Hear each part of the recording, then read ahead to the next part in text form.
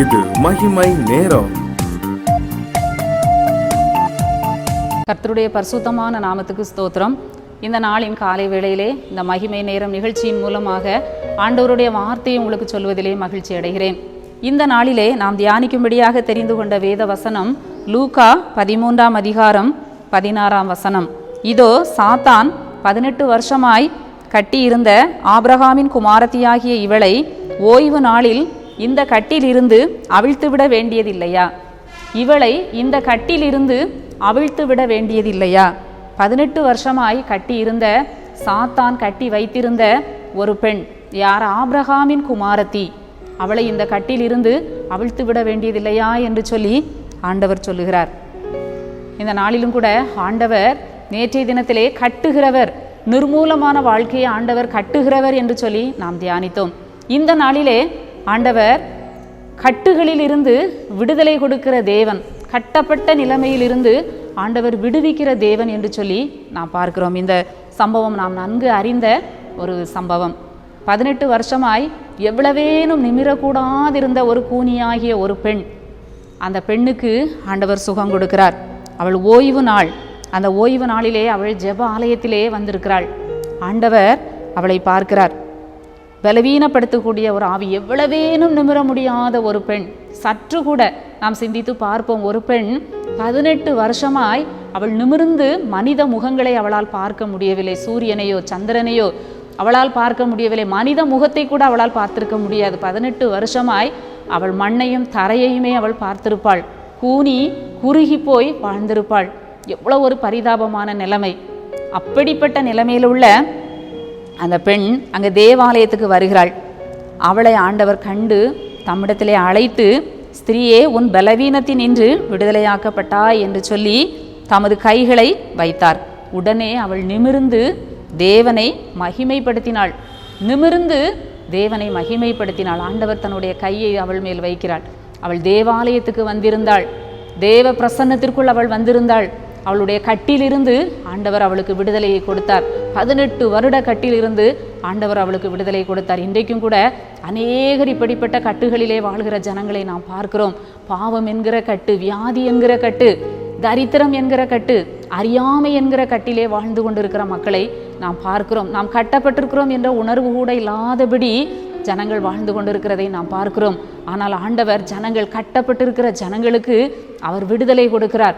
அவர் இந்த பூமியிலே சுற்றி திரிந்த பொழுது ஒவ்வொருவருக்கும் ஆண்டவர் விடுதலை கொடுத்தார். குஷ்டரோகிக்கு விடுதலை கொடுத்தார். அந்த அவனுடைய கட்டிலிருந்து, இந்த வியாதி என்கிற அருவருப்பான அந்த கட்டிலிருந்து ஆண்டவர் அவனுக்கு விடுதலை கொடுத்தார்.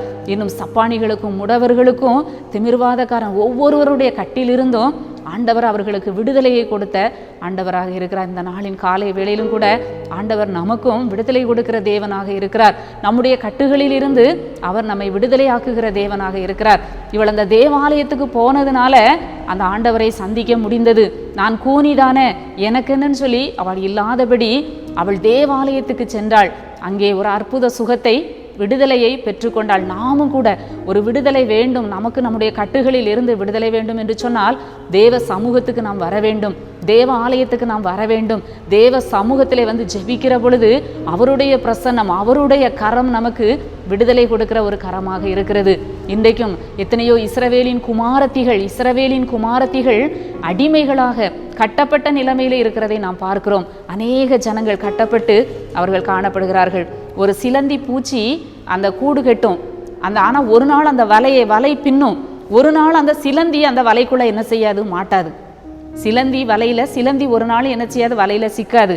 ஆனால் பூச்சிகள், சின்ன சின்ன பூச்சிகள்லாம் போய் அந்த வலையில என்ன செய்யும், சிக்கி கொள்ளும்.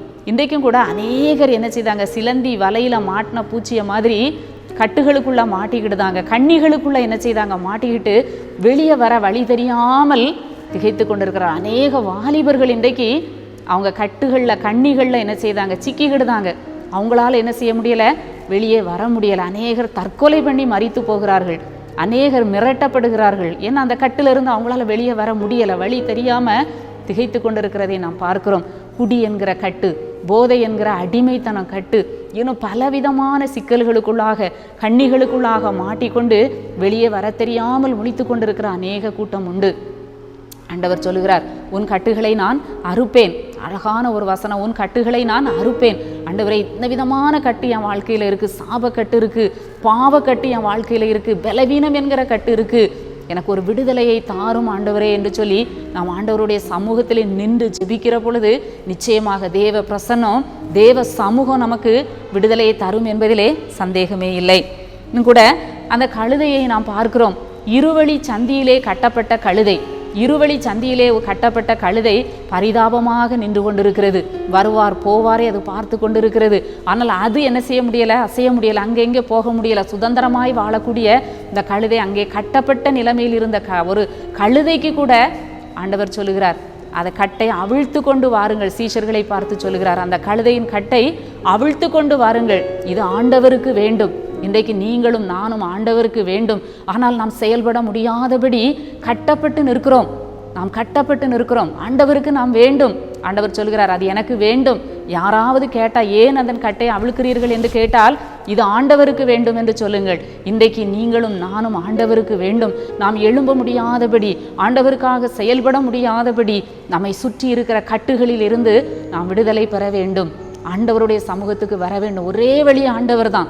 கட்டுகள் கண்ணி தெரிபட வேண்டும், கட்டுகள் அறுக்கப்பட வேண்டும் என்று சொன்னால் எந்த ஒரு மனுஷனும் யாரும் நமக்கு உதவி செய்ய முடியாது. தேவ சமூகத்திலே முழங்கால் படியிட்டு, ஆண்டவரே என் கட்டுகளை நீர் அறுத்து போடும், என்னுடைய கட்டுகளை நீர் அறுத்து விட்டு எனக்கு ஒரு சுதந்திரத்தை தாரும், எனக்கு ஒரு விடுதலையை தாரும் என்று சொல்லி ஆண்டவரிடத்திலே கேட்க வேண்டும். அந்த கழுதைக்கு ஒரு பாக்கியம் கிடைத்தது. ஒரு கழுதை கூட கட்டப்பட்ட நிலைமையில் இருப்பதை ஆண்டவர் விரும்பவில்லை. அந்த கழுதை ஃப்ரீயாக இருக்கணும், அந்த கழுதை எனக்கு பயன்படணும், அந்த கழுதையை நான் சுமக்கிற ஒரு கழுதையாய், என்னை சுமக்கிற ஒரு கழுதையாய் அது மாற வேண்டும். அது கட்டப்பட்டிருந்த நிலைமையில் இருந்தால் அது எனக்கு பிரயோஜனப்படாது என்று சொல்லி அதை அவிழ்த்து கொண்டு வாருங்கள் என்று சொல்லி ஆண்டவர் சொன்னார். இந்த நாளிலும் கூட நம்முடைய கட்டுகளை ஆண்டவர் அவிழ்க்க வல்லமையுள்ள தேவனாக இருக்கிறார். நம்முடைய கட்டுகள், நம்மை நெருக்கி நிற்கிற பாவங்கள், சுமைகள், நிமிர்ந்து பார்க்க முடியாத காரியங்களை கர்த்தர் அதிலிருந்து நமக்கு விடுதலை கொடுக்கிறார். சங்கீதம் 102:19 நாம் வாசிக்கிறோம், கர்த்தர் கட்டுண்டவர்களின் பெருமூச்சை கேட்கிறார். இன்றைக்கு அநேக ஜனங்கள் கட்டப்பட்டு பெருமூச்சு விடுகிறார்கள். ஐயோ, நான் இப்படி ஒரு நிலைமையில இருக்கிறேனே, எனக்கு ஒரு விடுதலை உண்டா, எனக்கு ஒரு விடுதலை உண்டா என்று சொல்லி பெருமூச்சு விடுகிற ஜனங்களுடைய சத்தத்தை ஆண்டவர் கேட்கிறார். கட்டுண்டவர்களின் பெருமூச்சை ஆண்டவர் கேட்கிறார். ஆண்டவர் கட்டுகளில் இருந்து விடுதலை தருகிறார். நம்முடைய பெருமூச்சை ஆண்டவர் கேட்கிறார். அந்த ஆண்டவரை நாம் நோக்கி பார்ப்போம். ஆண்டவரே, எங்களுக்கும் ஒரு விடுதலையின் வாழ்வை தாரும், எங்களுக்கும் ஆண்டவரை இந்த கட்டுகளில் இருந்து, நெருக்கத்தில் இருந்து விடுதலையை தாரும் என்று சொல்லி நாம் கேட்போம். டோனா ஊரில் எமி கார்மிக்கேல் அம்மாவை தெரியாதவர்கள் யாரும் இருக்க முடியாது. அவங்க அந்த ஊருக்கு, இந்த ஊழியத்திற்கு வருவதற்கு முன்பாக ஆண்டவர் அவர்களுக்கு தரிசனம் கொடுத்தார். ஒரு பெண்ணானவள் தன்னுடைய 3 பிள்ளைகளோடு அவள் ஐயோ, நான் இந்த பாதாளத்திற்குள் சென்று மடிகிறேனே என்று சொல்லி பயங்கரமான ஒரு பாதாளத்திற்குள்ளாக தன்னுடைய 3 பிள்ளைகளோடு அவள் அங்கு போய் அவள் கூக்குரலிட்டு விழுகிறாள். இன்னொரு பக்கத்தில் ஒரு கூட்டம் ஆண்டவரை ஆராதித்து துதித்து மகிழ்ந்து வாழ்ந்து கொண்டிருக்கிற ஒரு கூட்டத்தையும் ஆண்டவர் காட்டினார். அந்த காட்சி அந்த அம்மையாருக்கு கண்களை விட்டு மறையவே இல்லை. ஒரு கூட்ட ஜனங்கள் மகிழ்ந்து ஆண்டவரை தேடி வாழ்ந்து கொண்டிருக்கிறார்கள். இன்னொரு கூட்டம் என்ன செய்கிறார்கள், பாதாளத்திலே மடிந்து போய் கொண்டு அழுது மடிந்து போய் கொண்டிருக்கிறார்கள் என்று சொல்லி இரவும் பகலும் அந்த காட்சி அவர்களுடைய சிந்தனைக்கு முன்பாக, கண்களுக்கு முன்பாக வந்தது. ஆண்டவர் அவர்களோடு இடைப்பட்டார். ஒரு கூட்ட ஜனம் விடுதலையோடு ஆண்டவரை சேவித்து வருகிறது. ஒரு கூட்ட ஜனம் கட்டப்பட்டு பல்வேறு பிரச்சனைகளினால பாதாளத்திற்கு ஒரு கூட்டம் சென்று கொண்டிருக்கிறது. கட்டப்பட்ட ஜனங்கள் பாதாளத்திற்குள்ளாய் போகிறார்கள் என்று சொல்லி ஆண்டவர் அவர்களுக்கு ஒரு தரிசனத்தை காண்பித்தார். அவர்கள் அந்த தரிசனத்தின்படி தான் அவர்கள் இந்தியாவிற்கு கடந்து இப்படிப்பட்ட ஜனங்களை விடுதலை பண்ண வேண்டும் என்று சொல்லி ஆண்டவருடைய இயேசு கிறிஸ்துவின் நாமத்தில் அவர்களுக்கு ஒரு விடுதலையை கொடுக்க வேண்டும் என்று சொல்லி அவர்கள் கடந்து பெரிய தொண்டு ஆற்றினார்கள். இன்றும் கூட ஆண்டவர் அப்படிப்பட்ட மக்கள் மேல் கரிசனை உள்ளவராய் இருக்கிறார். அந்த ஆண்டவரை முகத்தை நாம் நோக்கி பார்ப்போம். எங்களை நேசிக்கிற நல்ல ஆண்டவரை, இந்த நல்ல நாளின் காலை வேளைக்காக உம்மை துதிக்கிறோம், உம்மை ஸ்தோத்தரிக்கிறோம். கட்டுகளை அறுக்கிற தேவனாக நீர் இருக்கிறீர் ஆண்டவரே. எந்த பாவக்கட்டாக இருந்தாலும், சாபக்கட்டாக இருந்தாலும், வியாதி என்கிற கட்டாக இருந்தாலும் ஏசப்பா, நீங்கள் அறுத்து போடுகிற தேவன்.